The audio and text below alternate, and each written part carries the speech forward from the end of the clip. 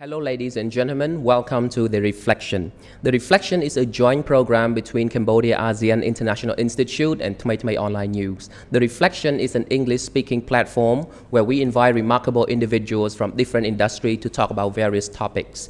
In today's session, I am honored and privileged to invite our two remarkable speakers to discuss the theme of leadership for young leaders. But before we begin, I would like to reiterate and emphasize our ground rules. Firstly, we will not engage in any political discussions. And secondly, we will not attack, humiliate, or offend any individuals, party, organization, or institutions. I would like to introduce our guest speakers today. We have Mr. Sieng Supanya, who is the president and founder of Cam ASEAN International Institute and also the vice president of Young Entrepreneur Association of Cambodia. He obtained his master's degree of science in public policy and management from Carnegie Mellon University.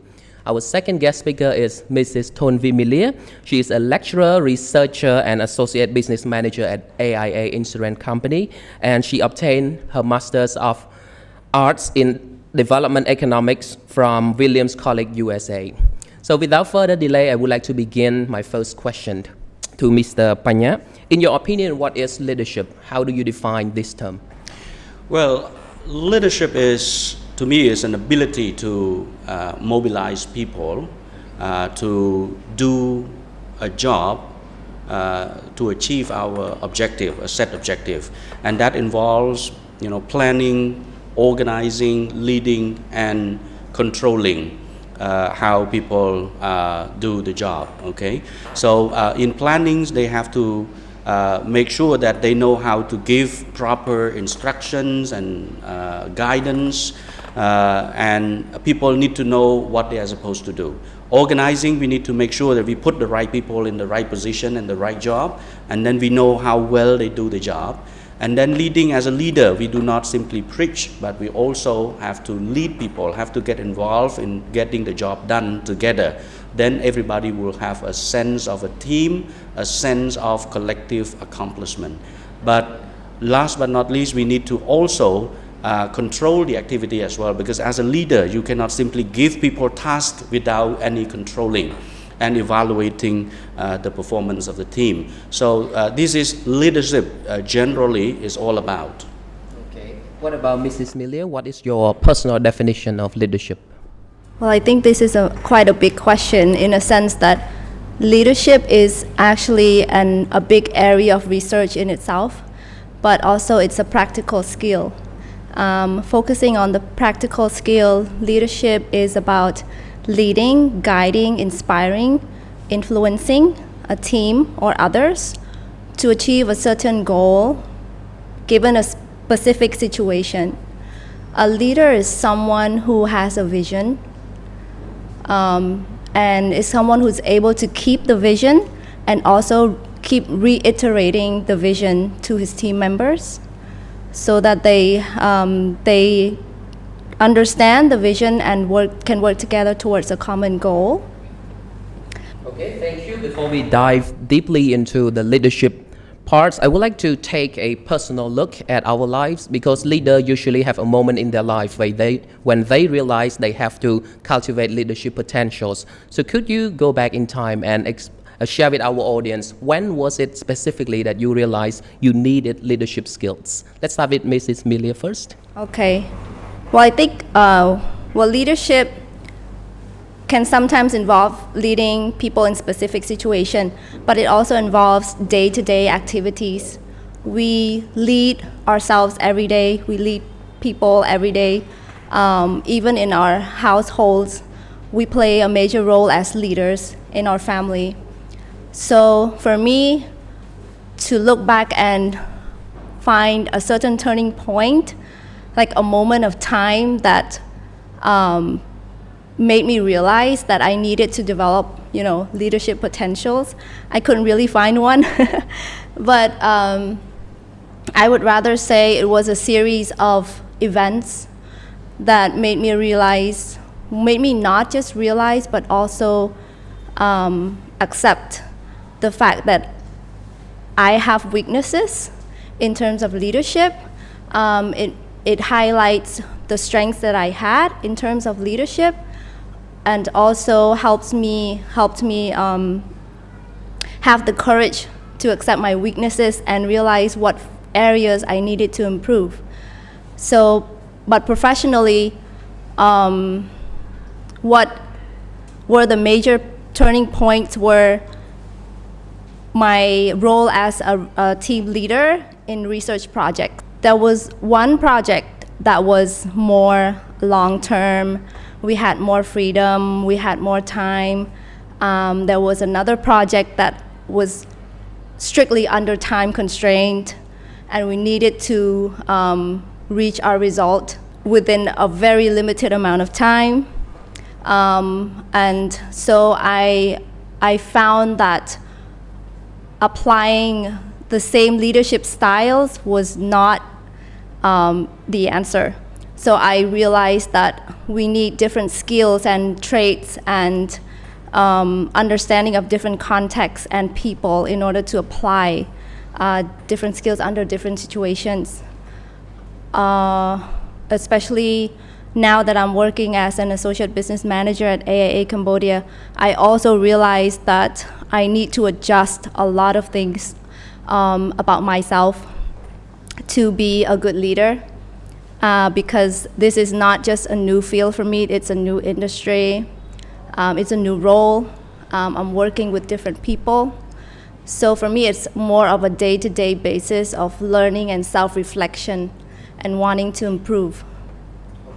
Back to Mr. Panya, what was the turning point in your life? I remember vividly, it was back in 2003 when I returned from a program, a Japanese government-sponsored program called the Ship for Southeast Asian Youth Program. At the time, I, together with a few ex-participants, wanted to establish an association of ex-participants of the program. So we put together, a statute for the establishment of an association, and then luckily I was elected the president, the first president of the association. I was at the time around 22 years, and I did not expect that I got elected as a president of the association. And then all of a sudden I realized that, wow, now I am assuming this position of leadership, so I have to change my character. I have to learn how to plan the task. I need to inspire people, to get involved in doing the job, because it was a volunteer job. It was not a paid job. So I had to do it at the times, and I had to set a good model for others as well. For example, when we need to convene people for a meeting, I had to be there on time. I had to be more I had to participate regularly, and I had to get everybody to participate by inviting them to give ideas. I listened to their ideas and then try to synthesize all the ideas and come up with something good, to lead the association forwards. So since then, I realized that I have actually groomed my own leadership, and as time passed by, then I assumed more and more leadership roles, and I realized that this is really important, being a leader, because you can, you are responsible for the life of so many people who actually count on you as a leader to lead them to somewhere. Okay, so Mrs. Melia mentioned the moment that you realized that in family setting, we also have leadership skills in there, but most people say that we should not bring our personal thing or the private personality into the workplace. And I would like to start with Mr. Panya. Do you think that we can draw on personal resources like our personality at home and bring it into the workplace, or should we cultivate a different personality to be a leader in a professional setting? Being a leader, you have to be a genuine leader. You cannot pretend that you are a leader here, good leader in the workplace, and then you are not such a good leader back at home. Okay, there are certain personality traits that are quite similar. They resemble. However, you have to understand that when you come to a workplace, people are from different backgrounds. So we need to understand their different expectations. And then in the work itself, there is hierarchies that we have to respect in order to get the job done. So the leadership in the workplace requires different ways of handling the task rather than dealing, like the leadership that you actually do every day at home. So I have to say is that it must be different. Yes, and in relation to that, to Mrs. Melia, how do you personally handle differences? Because everyone has different backgrounds and they come to the workplace, everyone has their life stories, their own personalities. How do you handle these differences and overcome resistance? And to what extent should we as leaders set a really firm vision where everyone has to follow? And when should we be flexible? First of all, I must admit I'm not a good leader. I'm still learning to be a leader every day. And in order to be a good leader, you have to have people skills, the ability to understand people, where they're from, the challenges they've gone through, their personality, and I'm still learning that every day. When I first had a big responsibility as a team leader in a research project, I mostly had more leadership experience in terms of teaching in classrooms. So it was a different setting, but I actually I made an assumption that it was more like a classroom setting where I inform goals and tasks and then people would know what to do. But it actually highlighted some weaknesses that I did not take into account, the personality and the preferences of my team members. Some of them needed more support and cooperation from me. Some of them required more independence. Some of them wanted more meetings and face-to-face interactions, and they wanted to work together until the end of the project rather than just working independently on different chapters. Later on, I was the national leader for a youth exchange program to Japan. I also found some weaknesses in terms of assumption. So now I learned to stop assuming and try and meet each individual where they are and try and understand the different kinds of supports that they need. In some circumstances or where individuals come not being motivated enough, we cannot apply certain leadership styles, for example, like a structural or management leadership style where we can only mainly apply to individuals who come already motivated. For some people, we cannot apply, it's better to apply a more participative role of a leader. So I learned that with different people, we require different styles of leadership, from more management role to participative to delegation to relationship building. Okay. So back to Mr. Panya, do you have any short comment on striking the balance between being firm and being flexible as a leader? Because most people see these as a really difficult dichotomy to balance. When should we be firm and when should we be flexible? It has to be task-oriented. Once you can get the job done, effectively and efficiently, then I think that is the ultimate goal of a team, and it's ultimate goal of the leadership as well. So it is important that the people working under your leadership know what they are supposed to do, and they understand how well they do it. In other words, we have to be able to give them feedback on what they have done, and we have to be able to tell them what they can do more to improve them, and then what we as a leader can help them to achieve more. Okay. Yeah. So in relation to that, let's start with you again. How do you train yourself or polish your leaderships on a regular basis? Because we meet different tasks, we meet different challenges. How do you keep yourself on par with the current challenges? Frankly, I have an ambition. I want to achieve something for the greater good. Generally, for example, if I run an education institution, I put my heart in education, and I know that being a leader, I am responsible, not only for my staff under me, but the students who come to study in the institute under my leadership. Because I have this moral obligation to ensure that they get what they should get, what they deserve.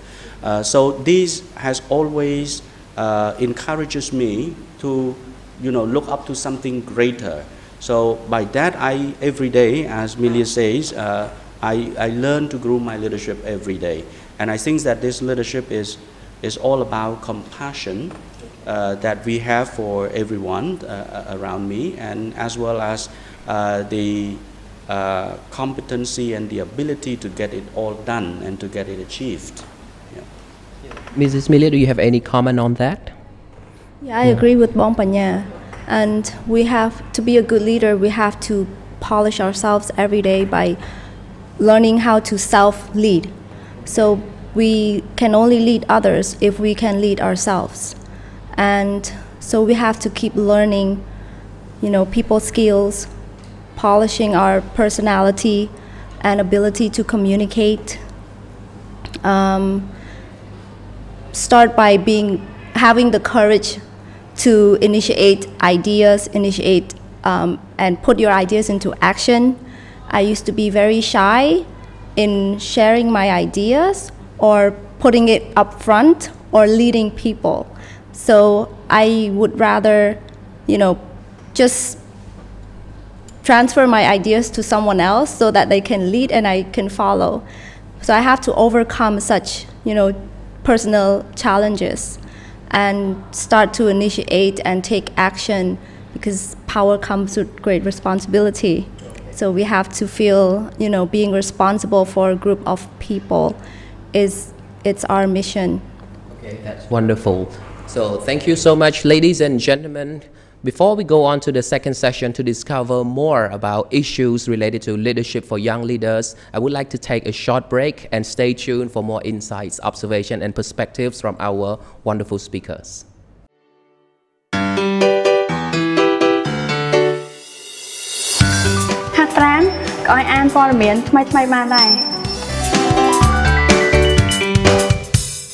Ladies and gentlemen, welcome back to our session on leadership for young leaders. In the first session, you have discovered the issues related to leadership in general. In this session, we will talk about the issues that we see in our Cambodian society. So for Cambodian youth, usually they think that they cannot develop their leadership skills until they have an official position in the workplace. Because in Cambodian culture, we like to follow the family rules. We are not so individualistic. So what is your comment on that? Should they wait until they get their official position, or how can they build their leaderships if they have to? Let's start with Mr. Panya. Well, I think leadership actually is an ability to be leader and also to be a follower. Being a leader doesn't mean that you have to lead other people. Sometimes you have to be able to follow other people as well. So for young people, of course, they do not yet have the position, to lead other people in a formal structure. But there are always opportunities that they can take the lead as well, from themselves, from inside themselves, as well as in the outside environment for them. I give some example. Inside themselves, I would advise that our youth try to behave themselves and try to live by discipline. Having said that, I mean they have to have a way of life that put them on the right track to becoming an effective leader. For example, they have to have a good mental and physical health. They do regular exercise. They have a good habit of getting up at a certain time of the day, and then they have to do the job at particular times of the day, and then they have a sense of achievement over there. Just simply doing this simple thing as a youth, you are actually training yourself to become a leader already, because you are going to set a good model for others. So you should ask themselves whether or not they are actually living by this discipline. In other words, are they being self-disciplined right now? Second thing is the ability to get together with other people and contribute meaningfully to this relationship, with their friends. For example, if they are given an opportunity to simply become a class monitor or to become a project leader in their community service or volunteer job, for example, they should be willing to grasp that leadership opportunity. They should not reject the opportunity when it arises. Because some people say, oh no, I am still young, I cannot assume that responsibility. Please give it to somebody else. As I mentioned earlier, when I was recruited or elected the president of the association, I was a bit worried that I was too young. I could not lead the association. But then once I took on the position, I realized that, well, actually I learned from it, and that's an opportunity for me that I should not have rejected. Okay, so I actually learned my leadership from there. So this is my advice for young people. Okay, Mrs. Melia. Well, I agree completely with Bong Panya. I had similar ideas in mind. In order to be a good leader, you have to prepare yourself. Again, by self-leading. Self-leadership is very important. It has to have intrinsic motivation. You don't need to wait for extrinsic motivation. It has to come from you, being self-disciplined, being able to be proactive and take initiatives and being responsible for your life and for your studies. Volunteering activity is very important. Being class monitor is very important. Social activity is very important. Bong Panya's second point about being able to join in social activities with friends, etc., actually helps build the people skills needed for future leadership. Because without such ability to relate to different people, to communicate with different people, you can't just suddenly become a good leader. So youths need to start from themselves from now in order to prepare themselves, yes. Okay. The next question is really related to the previous question. Most people believe that not everyone can be a leader. If everyone is a leader, then there will be no followers to take orders. So what is your personal suggestion or personal take on this belief, especially to people who have this belief deep inside their heart? Like maybe I am born to be a follower or I am born to be a leader. Is it an empowering belief or a limiting belief? Well, there's ongoing debate on many things related to leadership topics. I think one of them is, are leaders made or born? Yeah. There are different theories. Some theories state that leaders are born, some theories state that leaders are made. But I think there's increasing literature that leadership can be built, leaders can be made. So I believe that everyone is born a leader, but they need to start from themselves and they need opportunities to build their skills. But to be a good leader, as I think Bong Panya and I have mentioned before, you have to be a good follower. If you don't know how to follow, you don't know how to lead. So even if there are 100 people in the room and everyone is a leader, each leader has his own strengths to lead in different contexts and different situations. So we apply different leadership styles. We require different personality traits to lead in different situations. So maybe in one context, Bong Panya can be a good leader. For this situation, we require his leadership. Maybe in another context, you can be a better leader. So Bong Panya will follow. So we have to be willing to be a leader and a follower. And so understanding our own strengths and weaknesses, understanding when is best to step up and when to follow is best. So there would be no clashes of leadership. We all actually benefit from each other. Okay, so earlier when I asked our guest speakers to define leadership, we had a lot of interesting insights. Like leadership is about mobilizing resources or people to achieve a certain objective, and we also know that leaders have a sense of moral obligation to take care of the people around. So how can we ensure that people in one department, let's say, they have different position, maybe only one has an official status as a leader, but how can we set up the organization in a way that everyone can lead in their respective position? Let's start with Mr. Panya for the question. Well, it boils down to a clear job and clear responsibility and performance indicator over there. Remember that people want a sense of achievement in what they do. They want to be recognized for what they achieve, and they actually want to they want to show that they actually can do the job. So it is important that we in a structural manner, we of course have a specific clear job and task to get it done, right? That is one part of it. But being a leader, once again, it's about people who can inspire other people to get the job done, and then they feel that this is an accomplishment for the whole team, and everybody has a share of this achievement. It doesn't confine to anyone, whether he or she is a leader or a follower, but everybody have that sense of achievement. And then I'm sure that if the leader can lead the team to a greater good for all, I am definitely sure that they will be willing to follow.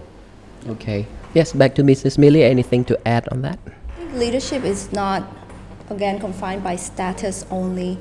In order for an organization to empower people to be their own leaders in their own ways and in their own positions, organizations can find a way to communicate to their employees a worthwhile vision that the employees can uphold, and find ways for their employees to contribute to shaping that vision and encourage them to contribute to achieving that vision, so that they can feel empowered and they can find the leadership within them to actually lead themselves and their team to achieving that common goal of the company.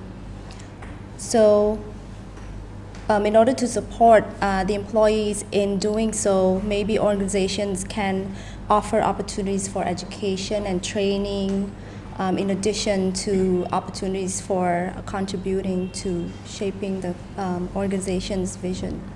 So as a women leader in the field, how do you see the significance of having more women on board in the leadership landscape?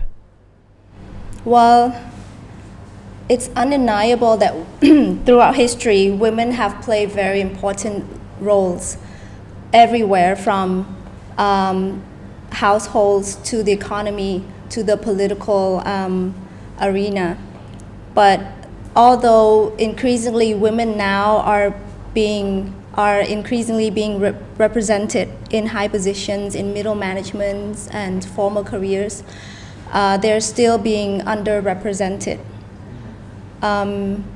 Women drive the economy.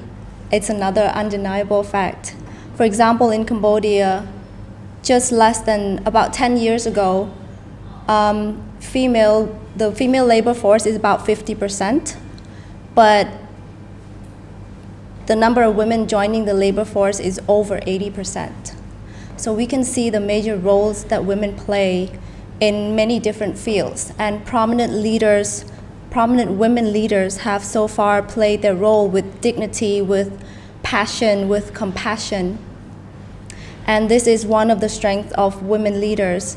And I feel that although we are being underrepresented, women's strength in leadership is one that should be appreciated and encouraged, because women, in a sense, they have a better sense of balancing between work life and family life. They come to leadership positions with a more nurturing mindset. I'm not saying this to undermine men, but women tend to have the compassion, more of the intrinsic motivation to bring values and add values to the formal professions. Okay. What about Mr. Banya? What is your perspective? I believe in women's intelligence. Generally, women have the ability to calculate a situation very well. She puts number in it, and she needs to make sure that it is precisely clear before the move is made. So I think this is something that we can take advantage of. Okay. Well, there are ladies who probably makes a very quick decision, for example, without taking those into consideration. But more often than not, I believe that ladies are more calculated in her move. So I think having women in leadership is great, is a plus for an organization. And I totally agree that women tend to have more compassion as well toward an organization as well as toward her peers and her colleagues in the workplace. Okay. Yes, in fact, it is beautiful and reassuring to see more women start to get on board in the leadership arena. But in relation to that, I remember a renowned, a remarkable author, John C. Maxwell, mentioned in his book, like, a great leader does not just lead, a great leader produces leaders. But there is an ongoing challenge right now because our current youth are termed the Millennials, people who are born in the 1990s. They have specific lifestyle. They don't read books anymore. They like the screen. They like to harness the power of technology, sometimes not in the right context. So what is your personal advice on preparing the Millennials for the challenges of the future? Yeah. That's very good. Now, millennials are living in a world where they have access to a lot of technological development here that they can harness for their personal growth and their personal growth going forward. I believe that you should pay attention to some things that can help groom them to become professional going forward and becoming leader, rather than wasting their times on something that is not really healthy and not educational, and it won't help them along the way. I give you an example now that people have access to internet. Some waste a lot of time scrolling Facebook every day and watching stuff that is not really useful at all for their future growth. This is really harmful to their future, not healthy at all. And some of them may spend a lot of time playing games as well. But to me, instead of wasting time doing all of that junk stuff, they should do something like, if they want to specialize in, for example, robotics, or they want to specialize in e-commerce, for example, they should try to explore, because there are so many things available publicly online. For example, on TED Talk, they can find out about things that they want to specialize in. They can learn from that. There will be series of YouTube's video that they can actually learn from certain skill.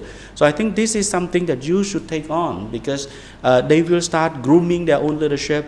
They start grooming their own knowledge and expertise in that area. So they should take that opportunity, given the abandonment of the technology right now.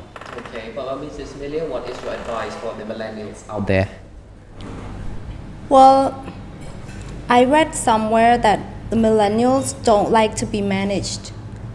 They enjoy freedom and a sense of creativity to do what they're good at. But I also observed that this strong sense of independence, it's good if you really have the skills and the independence, but sometimes it can cause a misunderstanding or a wrong estimation of self, a sense of self, and an artificial sense of their own ability. It may lead to a sense of rebellion to advice, rebellion to being led, to being managed, or to guidance. So somehow having all these resources at their disposal can be a blessing, but it can also be a curse, like Bong Panya said, if it's not being used correctly. So it's good to want to be independent. It's good to want that freedom to be creative, but you really need a sense of reality of where you are and what you need to cultivate those skills and how to build yourselves. So keeping a sense of reality is very important. It has to come from self-reflection. It has to come from the ability to observe those around you and not submit to peer pressure. Say, if your friend is good in A, he has that gift, and you want to believe that you're gifted in A as well, but you didn't try to cultivate the skills, and then you become rebellion, you become independence in the wrong sense. It can cause pressure, it can lead to even depression. because it can lead to a sense of a lack of confidence, a low self-esteem. So self-reflection is very important, keeping a sense of reality, and don't submit to peer pressure, but also be courageous enough in looking up to role models, the right role models. Find someone or some people, not just one, that have been through things before you, the generation before you, who have gone through challenges, they have built themselves well, and they have become prominent people in different sectors and different industries. Look up to them and not use the wrong sense of idolization. This is my idol, that is my idol, but idol who influences you in the wrong way. I see a lot of that happening. So find the right role models. There are so many around you. Cambodia used to suffer from what we call a generation, a missing generation, because of war. People who grew up in my generation or the generation before me had a very hard time looking for a role model to look up to understand their life's history and what they've been through, and who have become successful, because we were all post-war kids. But now, the millennials have these generations at their disposal. They need to look up to a certain generation, seek help, ask for advice whenever they can. Just be open to the right kind of resources. Okay, thank you for sharing. And the audience and I are probably curious about what we can do immediately after watching this video. What are some of the practical, simple steps that I, including our audience, can do to build leadership? So can I get your brief comments on that? Well, to me, I'm speaking to young people and sending this message to them. First of all, they have to come from themselves. I would like to give them like 5 tips, short one. One is try to maintain your health. Okay, physical and mental health. Do exercise regularly. Go out and commit yourself. In the morning, get up at 5 or 6.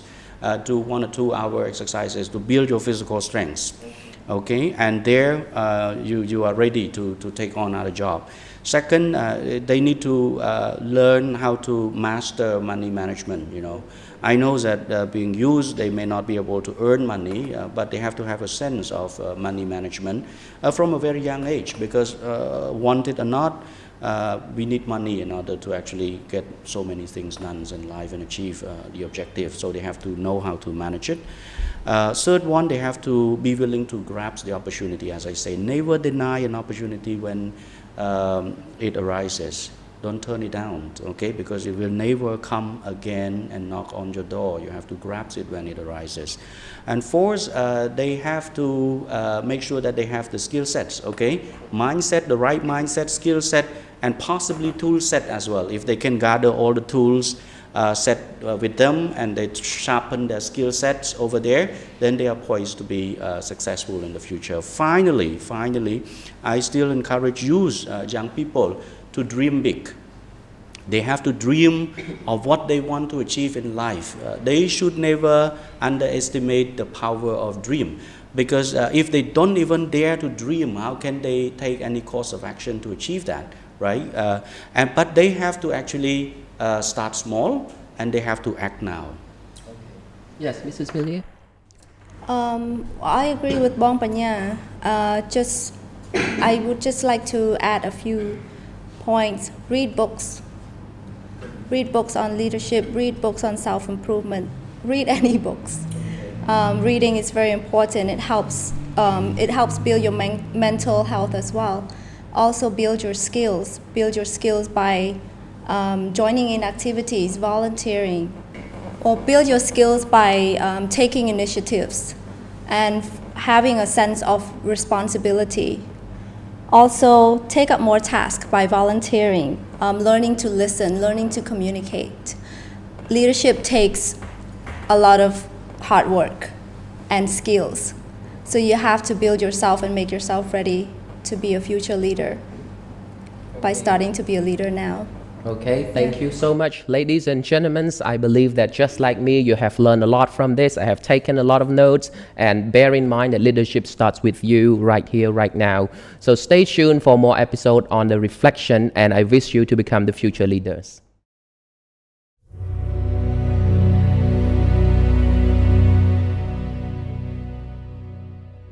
Welcome to ASEAN.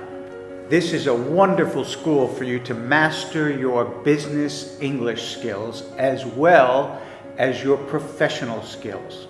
ASEAN has well-appointed classrooms, also a student lounge and a language lab. The language lab is wonderful for them to improve by themselves their English abilities. We have a wonderful conference hall where we host many activities.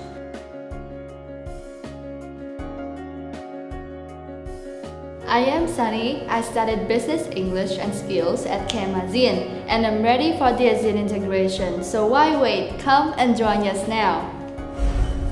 ចង់សិក្សាភាសាអង់គ្លេសនិងជំនាញសិក្សានៅ Camp ASEAN